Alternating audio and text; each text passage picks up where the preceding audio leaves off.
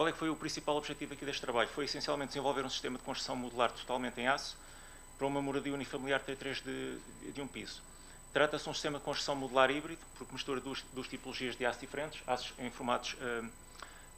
laminados a quente e aços enformados a frio. A base de trabalho para esta construção modular, para criar a estrutura para esta construção modular, foi um programa e um projeto de arquitetura específico para este trabalho.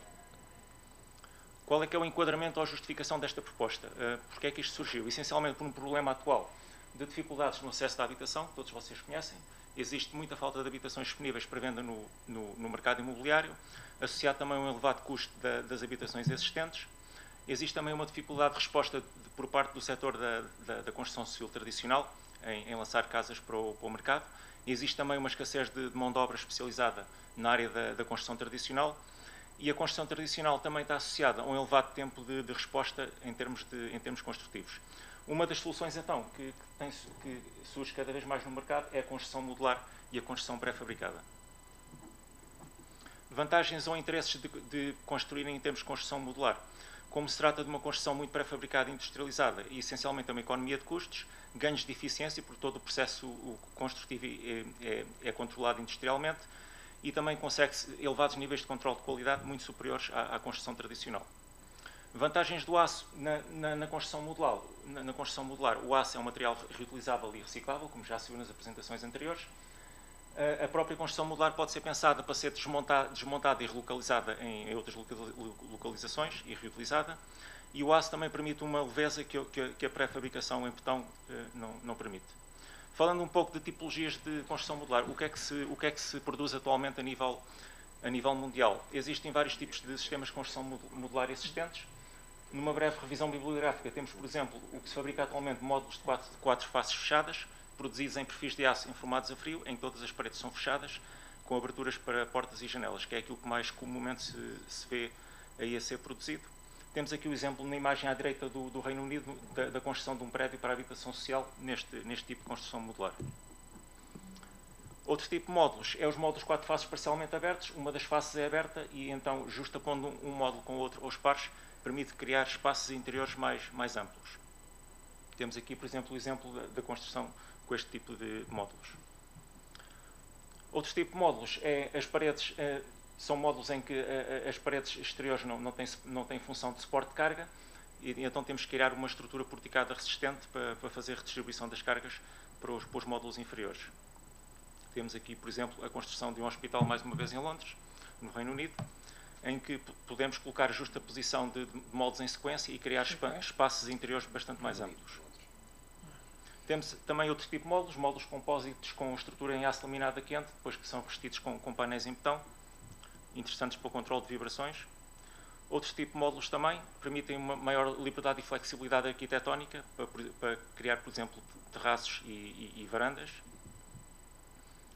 Quando queremos construir em altura, obviamente que os próprios módulos não têm capacidade resistente suficiente, é preciso então criar uma estrutura de suporte autónoma, uma estrutura metálica, uma estrutura em betão armado, na qual os módulos são apoiados e nos pisos inferiores então consegue-se criar vãos mais amplos, por exemplo, para criar zonas de lojas, de áreas de estacionamentos, por aí fora.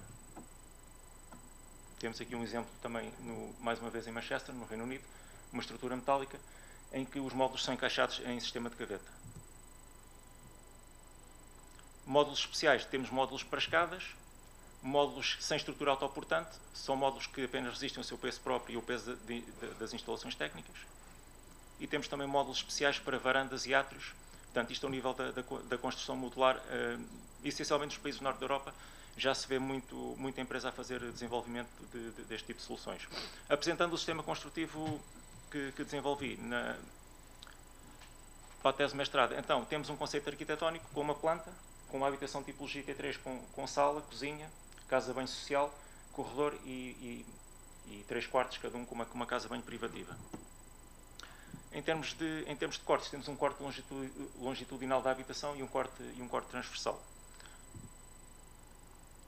Portanto, os alçados principais e laterais da construção, toda a construção é pensada de forma pré-fabricada e de forma elevada do chão, de forma a evitar umidades por percolação ascendente a partir do terreno e das fundações. Algumas perspectivas.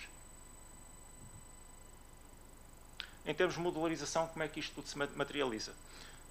Foi criada uma estrutura modelada inteiramente em 3D, com perfis de aço enformados a frio, com revestimento em painel sanduíche nas paredes e nas coberturas, e pavimentos em perfis de aço laminados a quente.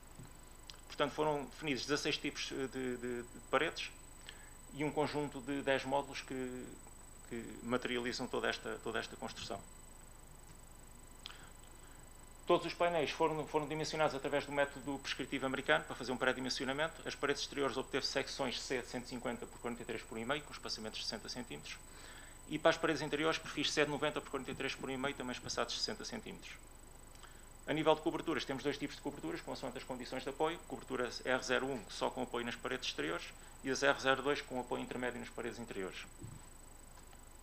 Logicamente, em função das condições de apoio, também obtivemos, através do pré-dimensionamento pelo método prescritivo americano, duas secções diferentes para as vigas de cobertura.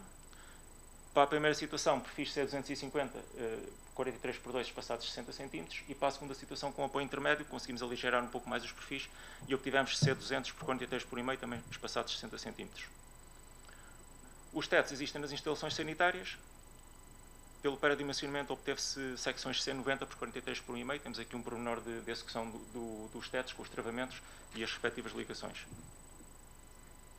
Os pavimentos foram a exceção à regra, foram modelados a partir de perfis de aço laminados a quentes.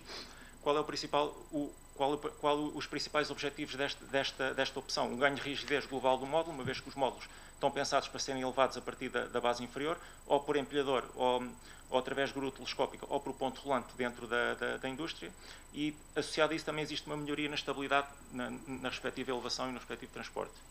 Em termos construtivos, como é que tudo isto se desenvolve? As paredes levam duas placas de gesso de cartonado no interior, o isolamento é em painel de lã de rocha, o exterior é em painel de sanduíche com espessura de 50 mm e no exterior leva uma fachada ventilada em placas de viroque. Em termos de pavimento, temos placas OSB, depois leva um revestimento a definir pela arquitetura. Temos uma placa de XPS 40 mm para fazer correção de ponte térmica, núcleo em lã de rocha e depois o revestimento final em placas de viroque. A nível de fundações, temos uma plataforma elevada, o conceito é tentar intervir ao mínimo no terreno, portanto as próprias fundações são também pré-fabricadas. A ideia será ou utilizar sapatas pré-fabricadas em betão armado, ou então as estacas helicoidais.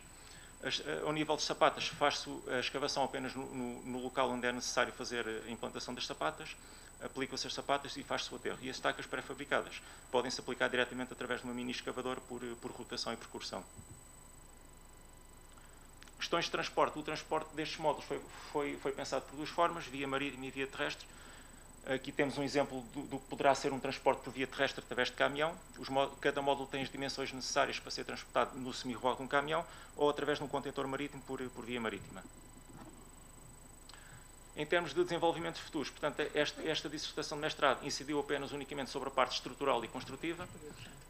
A partir daqui, existe uma série de trabalhos a fazer, divididos em 3 etapas. Essencialmente, trabalhos de validação tecnológica e de projeto, ou seja, é necessário dimensionar e otimizar as secções, espaçamentos e perfis, e também pensar um pouco mais na questão das ligações entre os módulos. E estudar soluções de contraventamentos, que são sempre importantes neste tipo de construções leves.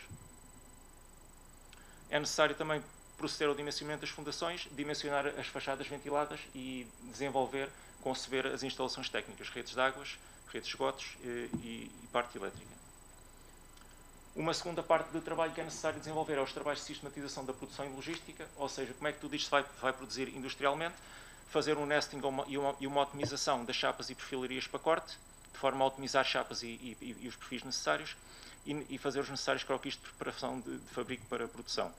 E, por fim, é necessário saber em quanto é que isto custa em termos de fabrico e em termos de transporte. Portanto, é necessário aferir a estrutura de custos e calcular as despesas de transporte, que neste tipo de construções é altamente condicionante. Muito obrigado pela vossa atenção.